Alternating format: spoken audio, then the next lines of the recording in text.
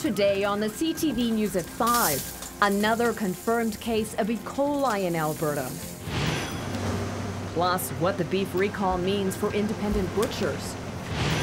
And why, despite losing to the Oil Kings, the Hurricanes goalie is named the game's first star.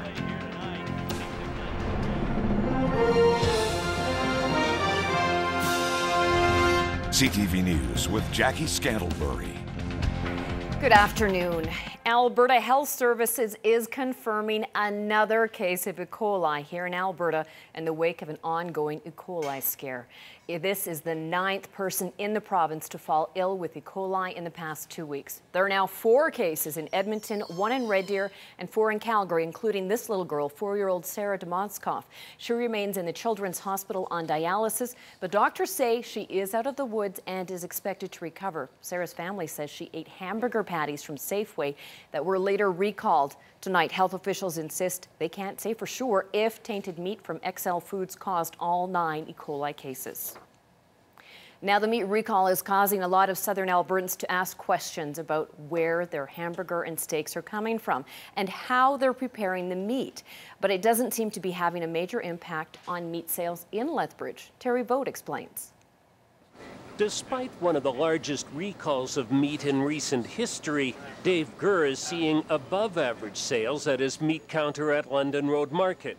But he knows it's an issue for consumers.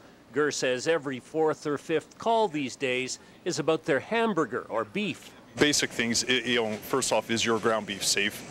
And secondly, where do you buy your meat? What happens to the meat from point A to point B? Lots of those basic questions that lots of people should be questioning. It's pretty scary. Mark Dagenstein says that's one reason he buys meat from this store, because he knows where it comes from and how it's handled. London Road Market buys only block-ready beef and does its own preparation. Whereas lots of stores is called counter-ready beef, and that's where the problems start arising. It's all being done in one plant. It's not being done in the meat shop behind the counter anymore. I'm not afraid about it at all. I'm not concerned. Many consumers say they haven't been scared off beef by the scare over E. coli. We buy our beef by the quarters and halves from a private person.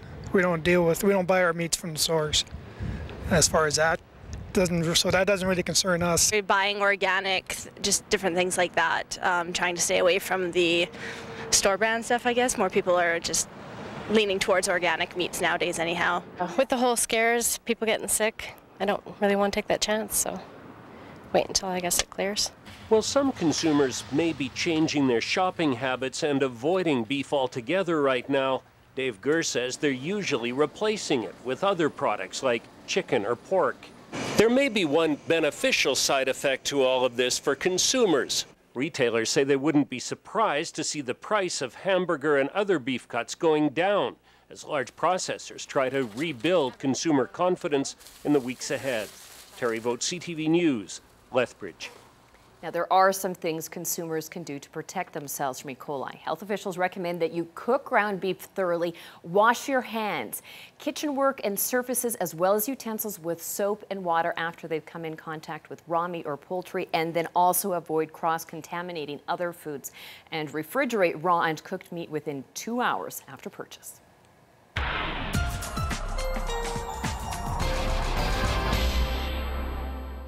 Dory Rossiter is here with our first look at the forecast. And Dory, temperature is great today, but they're not going to last all that long. Yeah, as I said on Facebook earlier today, the shoe had to drop sometime, and certainly it's coming. And it looks like Tuesday's the target date when we start to see temperatures really start to take a hit, and some showers are on the way. Not that we can't use some moisture, we certainly can, but it'll be a bit of a shock to the system when we're in single digits next week. I'll tell you all about it in a couple of minutes. Thanks, Dory. Well, Medicine Hat police say that they have now found the body of a missing woman, but they don't suspect foul play. Marion Amber Jenkin was last in contact with family and friends 5 o'clock Sunday afternoon. They say that she seemed upset and never returned to her home on Corbett Way Southeast. Police say the 38-year-old's death is not considered suspicious, and they thank the public for their help. And 2 people are in hospital with only minor injuries after 2 semis collided on Highway 1 near Brooks this morning. Happened just after 7 o'clock. Police say a semi-truck was crossing the westbound lanes from the south when it collided with a westbound semi-truck. Both vehicles ended up in the north ditch with extensive damage. Miraculously, both drivers escaped without serious injuries. Police say that fog played a significant factor in the crash. Brooks RCMP are continuing to investigate. Well, the battle between the Piikani Chief and First Nations Band Council is now headed to the federal courts. It's a precedent-setting case as well, because it's going to involve the 47 First Nation chiefs across Canada. Now their council can suspend them outside of the custom election bylaw. 2 days ago, Piikani First Nations Chief Gail Strikes with a Gun was served a court injunction stopping her from entering the band administration offices, including her own office. Today, the chief tried fighting that injunction in court but lost. She's now taking the case to federal court. On September 5th, Strikes with a Gun was suspended for being in conflict of interest with the band, something that the chief adamantly denies. The band council has released few details about the suspension, saying they were trying to minimize the impact. Some band members are so upset about the secrecy involved in the conflict that they have started a petition for a by-election. I totally disagree with the 12 councillors. The first thing is they never contacted members.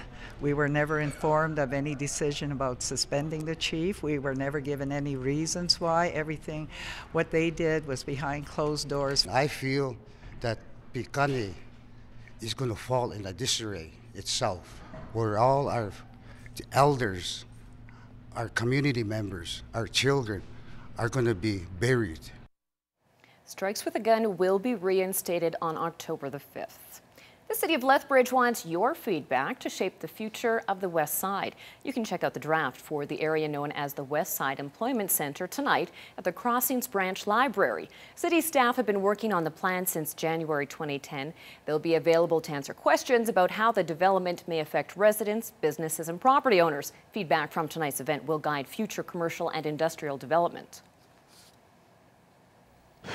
It's really large commercial development, similar to what you find on Mary McGrath Drive South, except there'll be more attention paid towards the design, aesthetics, and appearance of it.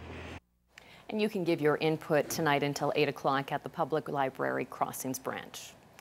And a Southern Alberta group is pushing for transparency in public land sales. Last week, 14,000 acres of public land, mostly in the Vulcan and Tabor areas, was sold without any public discussion. Members of the Alberta Wilderness Association say this highlights the need for change because the grassland is an underrepresented ecosystem with many at risk and unique species. Bill 202, the Public Lands Amendment Act, would make ecological assessments and public consultation mandatory before the sale of public land.